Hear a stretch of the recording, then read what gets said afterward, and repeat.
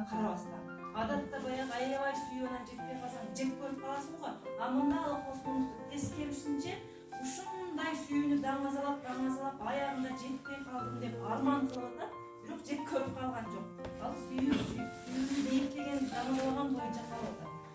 Кийинкибиз бул уйкаштык боюнча айтсак, мында түзүлүшү боюнча жөнөкөй эле уйкаштык. Бир эле сөздөн турат: түнөктөн, түнөктөн, жүрөктөн. Биринчи, экинчи жана төртүнчү саптан уйкашат. Бул аксак уйкашка кирип атат. Анан толук уйкаш. Себеби айрым бир муундар гана уйкашып калбай, мында толук бир сөз, толук муундар уйкашып кетти. Андан кийин бул 11 муундан туруп атат. Сингармонизм закону дагы мында сакталып атат. Үндөштүк болуп, түнөктөн, түнөктөн, жүрөктөн. Ичке үндүлөр бар, пайдаланылып дейт. Ар бир туш-тушунда бирдей тыбышта туруп атат. Тыбыштын тамганын саны бирдей. Ар биринин тушунда үндү үнсүз болуп сингармонизм эң аябай бийик деңгээлде сакталып атат. Жогорку деңгээлде. Бул 3 ыргактан туруп атат. Биринчи ыргак сен биркептер. Экинчи ыргак муунак же башкача айтканда боз шуңкарын. Үчүнчүсү түнөткөн. 3 муунак ыргак. Ооба, 11 муундан турган силлабикалык уйкаштык. Кийинкиси бул өз сүйүүсүнө жетпей калуу, ырда камтылган.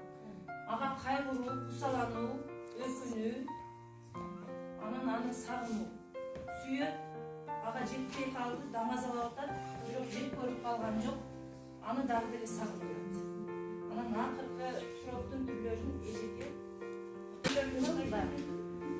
биз нурубуз сүйүү деген сүйүү эмес эринген, сүйүү деген от жакшы жүрөктөр дегенде сөздөрдүн башында кайталануусу бул анакурал деп таппайбыз.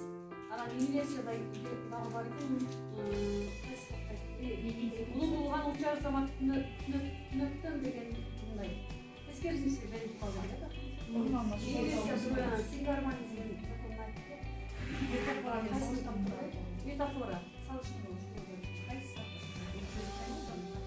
Салыштыруу бул баягы сен биркептер боз шуңка деп унутулган учар замат түнөктөр боз шуңкага салыштыруу. Кызды кептерге боз шуңкар деп өзүн адам деле кептерге салыштырып өзүн боз шуңкарга салыштырып.